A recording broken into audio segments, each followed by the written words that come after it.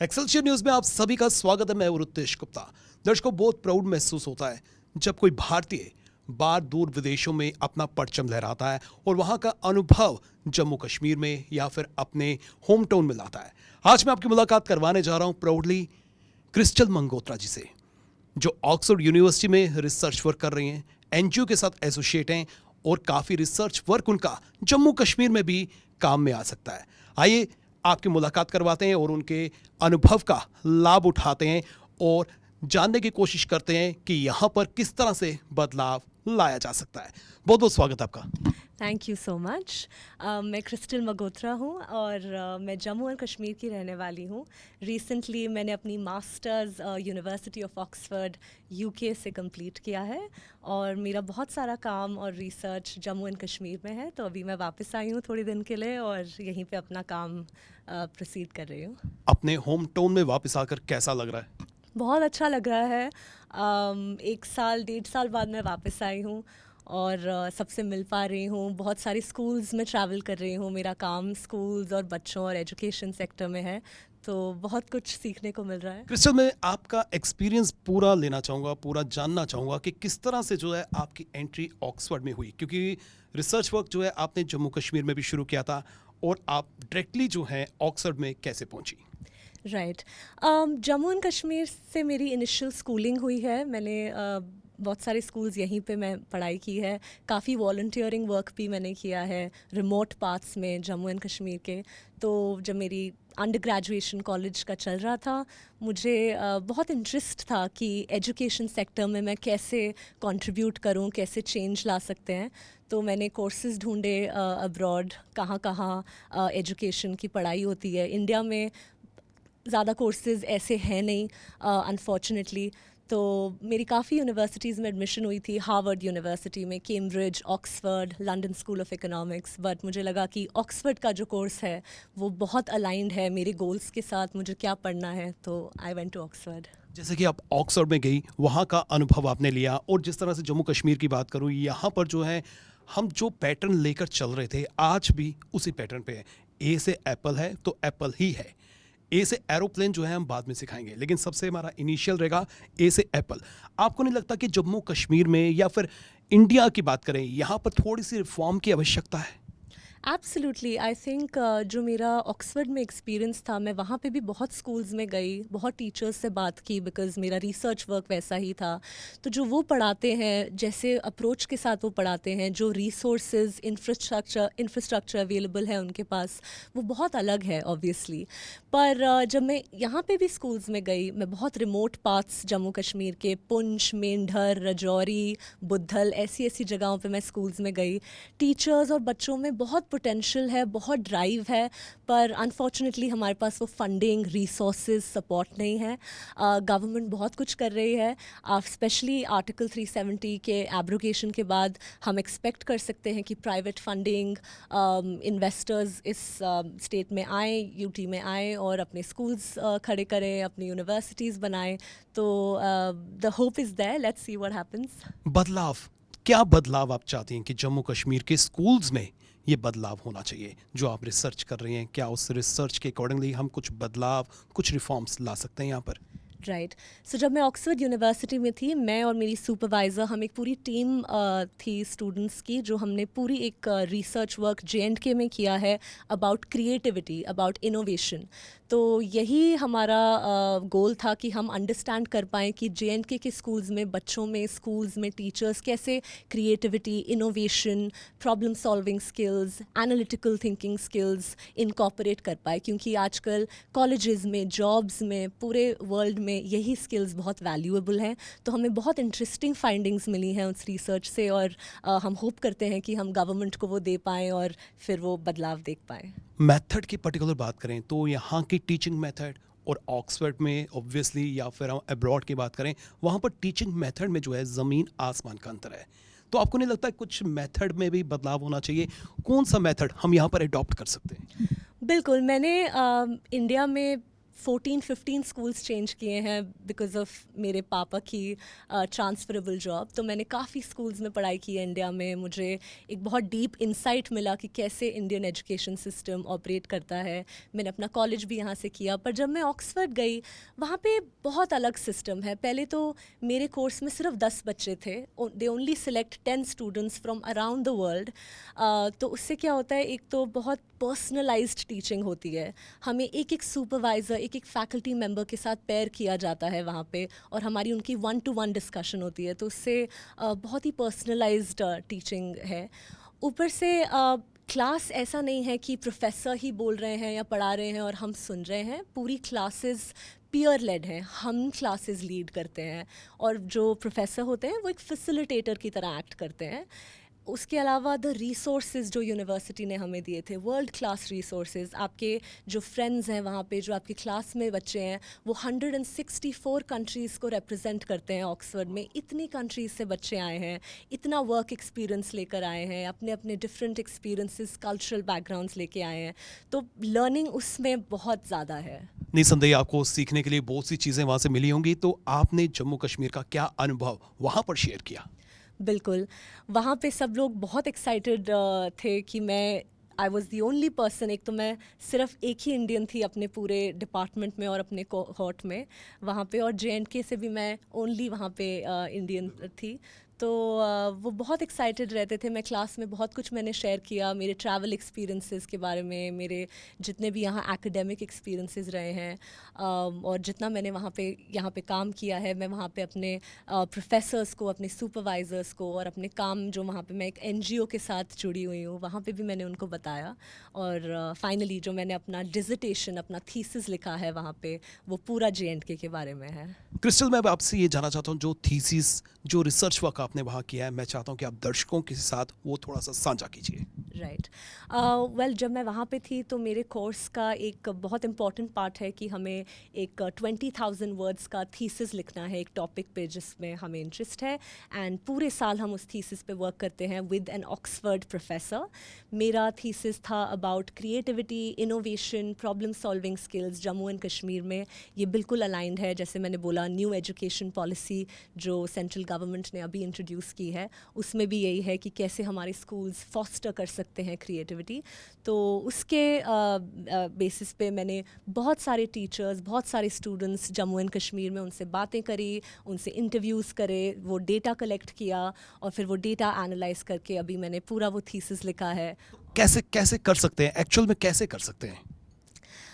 Well, research का काम ही ये है, पहले तो प्रॉब्लम ढूंढना, कहाँ कहाँ प्रॉब्लम है, क्या एरियाज़ पे काम किया जा सकता है। तो वो अब हमें मिल गया है।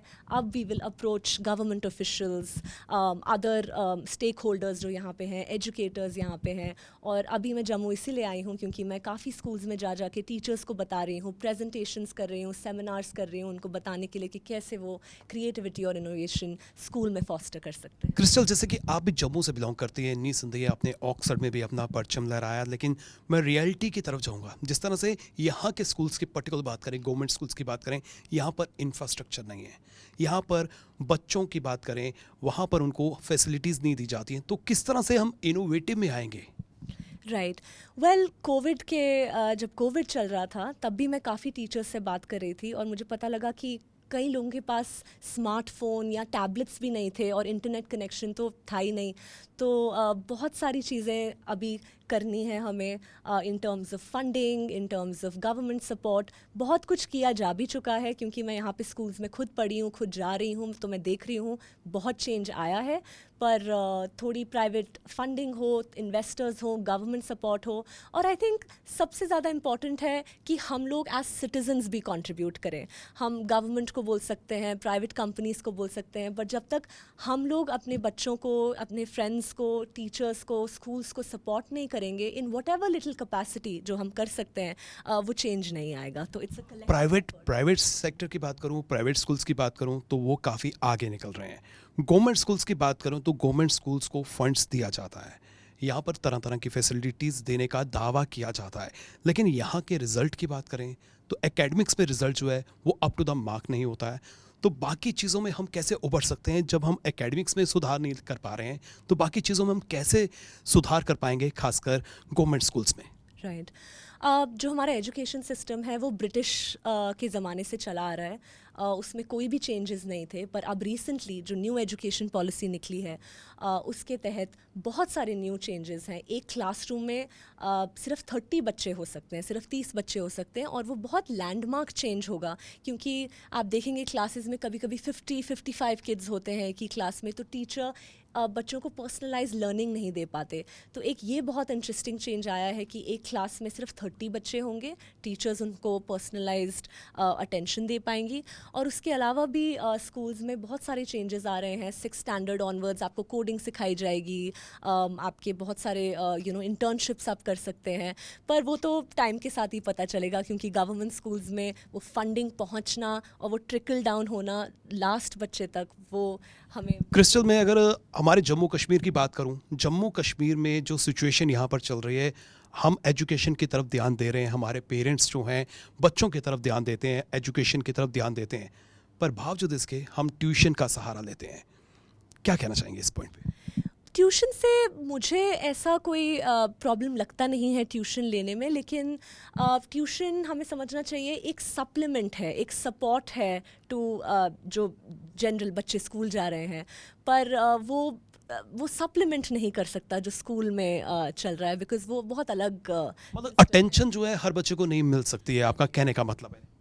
अटेंशन तभी मिल सकती है जब हमारे टीचर्स, पहले तो हमारी क्लासरूम्स के साइजेस छोटे हों, जो मैंने यूके में ऑब्जर्व करा है। वहाँ पे बाय लॉ आप एक क्लास में 30 बच्चों से ज़्यादा नहीं रख सकते सेकेंडरी स्कूल्स में, और प्राइमरी स्कूल्स में 15 से 16 बच्चों से ज़्यादा आप नहीं रख सकते।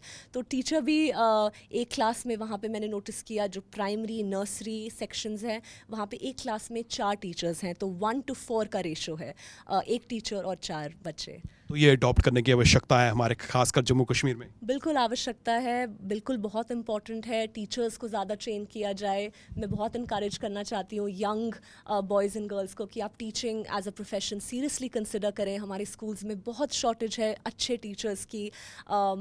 बीएड का कोर्स भी अब चेंज हो रहा है, एजुकेशन कोर्सेज चेंज हो रहे हैं न्यू एजुकेशन पॉलिसी के accordingly. So please join schools and do your part schools change करने के लिए। क्रिस्टल, जिस तरह से आप ऑक्सफोर्ड यूनिवर्सिटी में आप एजुकेशन लेकर आई हैं, रिसर्च वर्क आपने किया है, तो कहीं ना कहीं कठिनाइयाँ भी ज़रूर रही होंगी।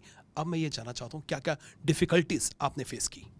बिल्कुल, ऑक्सफोर्ड जैसी यूनिवर्सिटी में पढ़ने के लिए पहले तो आपका फैमिली सपोर्ट बहुत होना चाहिए, फाइनेंशियल सपोर्ट होना चाहिए। इवन दो मुझे 2 स्कॉलरशिप्स मिली थी पढ़ने के लिए, फिर भी जो हमारी जर्नी रही है, मेरे मम्मी पापा ने मुझे बहुत सपोर्ट किया राइट फ्रॉम 11th-12th की। आप प्लान करिए अपनी स्टडीज़ अब्रॉड। जब मैं कॉलेज में थी मेरे पापा ने मुझे अमेरिका भेजा था समर स्कूल के लिए। वो बहुत एक्सपेंसिव था, लेकिन मेरे पापा हमेशा से मुझे इनकरेज करते थे कि बहुत ग्लोबल अपॉर्चुनिटीज़ हैं, आपको एक्सेस करनी चाहिए वो अपॉर्चुनिटीज़। तो काफ़ी डिफ़िकल्ट रहा है वहाँ पहुँचना, एंड आई थिंक उससे ज़्यादा बहुत डिफ़िकल्ट ये भी रहा है पहले तो एडमिशन लेना, क्योंकि इन यूनिवर्सिटीज़ में एडमिशन बहुत डिफ़िकल्ट है। 4% एक्सेप्टेंस रेट है।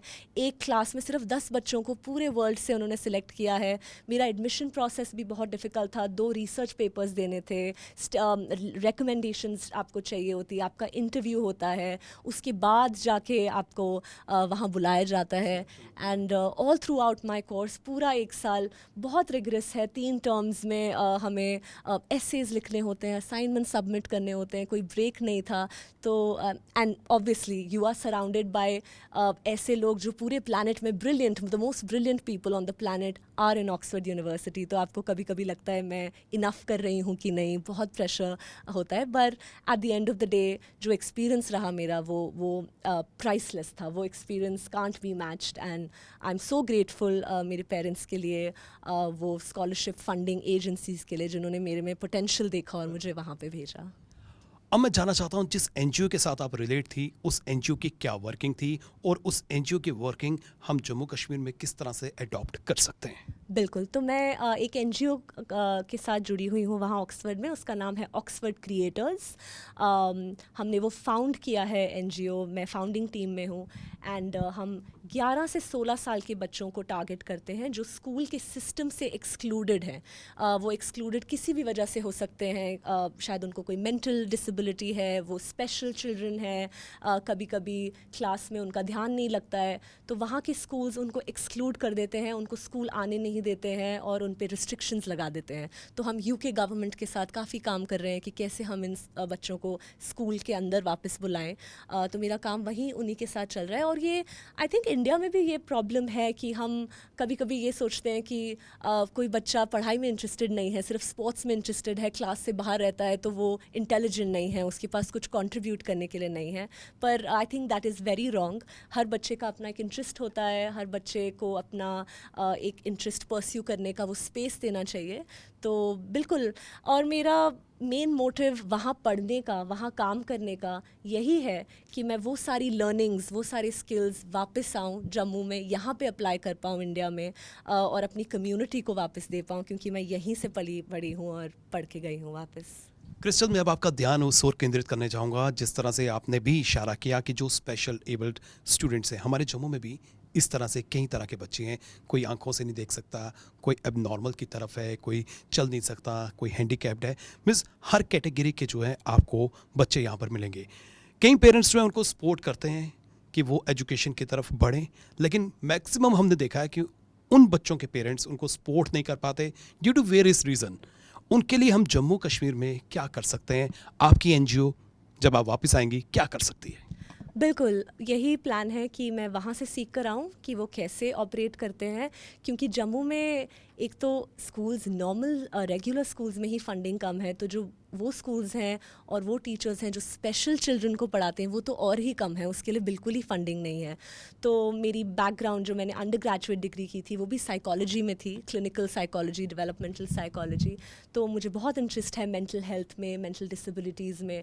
तो बिल्कुल, जो यहाँ पे फंडिंग उसके लिए भी रिक्वायर्ड है कि हम स्पेशल स्कूल्स खोलें, हम उन बच्चों को, because every child is unique, and हम उन बच्चों को राइट काइंड ऑफ एवेन्यूज़ और प्लेटफॉर्म्स दें कि वो भी शाइन कर पाएँ। और ज़्यादा कुछ इसमें लगता नहीं है, थोड़ी बहुत फंडिंग लगती है, थोड़ा सपोर्ट लगता है लोगों का, पेरेंट्स का इंथुजियाज़म लगता है, और इन बच्चों को भी वैसे ही नॉर्मल लाइफ हम दे सकते हैं जो रेगुलर चिल्ड्रन। और सबसे बड़ी बात, एक विजन लगता है जो होना चाहिए। इसके साथ ही मैं आपसे ये भी जानना चाहता हूँ, क्योंकि आपकी रिसर्च जो है एजुकेशन के रिलेटेड है, तो जम्मू कश्मीर में खासकर जितने भी हम यहाँ पर कोर्सेज करते हैं मैक्सिमम जो है जॉब ओरिएंटेड नहीं है। किस तरह से इसको जॉब ओरिएंटेड बनाया जा सकता है और कौन से ऐसे कोर्सेज हैं जिनको हम इंट्रोड्यूस कर सकते हैं? राइट, वेल, आपने ये बहुत इंटरेस्टिंग क्वेश्चन पूछा है, क्योंकि मैं पहले तो सबसे पहले ये बिलीव करती हूँ कि ट्रेडिशनल फील्ड्स जो हैं आजकल जम्मू में मैं बहुत देख रही हूँ, फोकस है इंजीनियरिंग पे, मेडिसिन पे, पर मेरा ये फील्ड था ही नहीं, पर आई हैड एक्सेस टू कितने सारे अपॉर्चुनिटीज़। तो पहले तो मैं ये बोलना चाहूँगी कि आप जिस भी फील्ड में पढ़ाई करने चाहो, चाहे वो इंजीनियरिंग है, मेडिसिन है, या सोशल साइंसेज है, कुछ भी है, बिजनेस है, आजकल हर फील्ड्स में अपॉर्चुनिटीज़ हैं। अगर आप अपने आप को स्किल्ड रखें, अगर आप अपने आप को री इन्वेंट करते रहें, अडाप्ट करते रहें, जो भी अपॉर्चुनिटीज़ हैं अवेलेबल मार्केट में वो आप एक्सेस करते रहें, तो बिल्कुल अपॉर्चुनिटीज़ हैं। जैसे आपने बोला, कहीं कोर्सेज़ में yes there is an issue के जॉब्स इतनी शायद होती नहीं है, पर वो हमारी पर्सनल रिस्पॉन्सिबिलिटी है। आजकल बहुत सारे ऑनलाइन कोर्सेज़ हैं जो आप कर सकते हैं अपने स्किल सेट्स इम्प्रूव करने के लिए, आपको बाहर ही जाने की ज़रूरत नहीं है। इंडिया में भी बहुत अच्छी यूनिवर्सिटीज़ हैं, बहुत अच्छे कोर्सेज़ हैं, जम्मू में भी अब IIT, IIM जैसे इंस्टीट्यूशंस हैं हमारे पास। तो आई थिंक आपको थोड़ी सी इनिशिएटिव दिखाना पड़ेगा, इंटर्नशिप्स करिए, अपना स्किल सेट बढ़ाइए, देखिए कि मार्केट में क्या रिक्वायर्ड है, क्या नहीं रिक्वायर्ड है। और मेरी जो डिसर्टेशन है specially about creativity, innovation, problem solving skills, analytical thinking skills, ये बहुत इंपॉर्टेंट है। इनफैक्ट वर्ल्ड इकोनॉमिक फोरम ने एक लिस्ट निकाली है ऑफ स्किल्स जो 21st सेंचुरी में आपको सबसे ज़्यादा इंपॉर्टेंट हैं और आपको जॉब्स दिलाएंगी। उनमें से यही स्किल्स सबसे इंपॉर्टेंट हैं, creativity, entrepreneurship, innovation, problem solving. तो मेरी रिसर्च भी इसी के बारे में है। क्रिस्टल, मैं आखिर में ये जानना चाहता हूँ आपका गोल क्या है एक्चुअल में? वेल अभी शॉर्ट टर्म गोल ये है कि मैं एक मुझे जॉब मिल गया है यूके में। मैं ऑक्सफोर्ड यूनिवर्सिटी के साथ ही काम करने वाली हूँ उनके आइडिया टीम के। Idea is increasing diversity in enterprising activities. तो मैं वहाँ के एंटरप्रेन्योर्स यूनिवर्सिटी जो फंड करती है उनके साथ काम करूँगी। थोड़े ही फ्यूचर में मुझे और पढ़ाई करने का भी इंटरेस्ट है। मुझे पीएचडी करनी है एजुकेशन में। मुझे और इस फील्ड में इंटरेस्ट है, पैशन है इसमें, और मुझे पता लगाना है कि कैसे हम एजुकेशन सिस्टम इंडिया का चेंज कर सकते हैं। पर जैसे कि आपने बोला, फाइनल गोल फाइनली ये सब स्किल सेट्स और ये सब एक्सपीरियंसेस लेकर मुझे वापस अपने होम टाउन जम्मू में आना है। यहाँ पे स्कूल्स के साथ काम करना है, क्योंकि व्हाट इज़ द पॉइंट अगर आपको इतनी अपॉर्चुनिटीज़ अब्रॉड मिली हैं और आपने इतना कुछ सीखा है, अगर आके वो आप अपनी कम्युनिटी में, अपने होम टाउन में अगर वो आप नहीं दे पा रहे, then I don't think it's worth it. तो वापस यहीं पे आके काम। अपील क्या करना चाहती हैं आप? मैं अपील सब लोगों से, गवर्नमेंट ऑफिशियल्स, लोगों से, स्टूडेंट्स से, टीचर्स से, अगर वो देख रहे हैं, यही है कि प्लीज़ एजुकेशन में अपने पैसे, अपना एफर्ट, अपना टाइम इन्वेस्ट कीजिए। ये बहुत ही इम्पॉर्टेंट एसेट है आपका एजुकेशन। इसमें अच्छे से इन्वेस्ट कीजिए। स्कूल्स, टीचर्स, बच्चों को सपोर्ट करिए इन वट एवर कैपेसिटी आप कर सकते हैं, क्योंकि जो हम अपने स्कूल्स में पढ़ाते हैं अपने बच्चों को, वो डायरेक्टली रिफ्लेक्ट होता है हमारे सोसाइटी में। So please my appeal is please invest in education. It will last you a life time. बहुत बहुत शुक्रिया क्रिस्टल, आपने हमें समय दिया और महत्वपूर्ण जानकारी जो है आपने दर्शकों के साथ शेयर की। बच्चों की बात करें तो बच्चे कच्चे मिट्टी की तरह हैं। उनको आप जिस तरह की शेप देना चाहते हैं उस तरह का रूप वो जो है धारण कर सकते हैं, और कलेक्टिवली ये हमारी जिम्मेदारी बनती है कि हम बच्चों को अच्छी शेप दें और रिसोर्सेज यहाँ पर जनरेट करें, ताकि हमारा जो आने वाला भविष्य है वो और तरक्की करे। इसी के साथ करण सिंह और मुझे यहाँ रितेश गुप्ता को दीजिए इजाजत। फिर मिलेंगे। नमस्कार।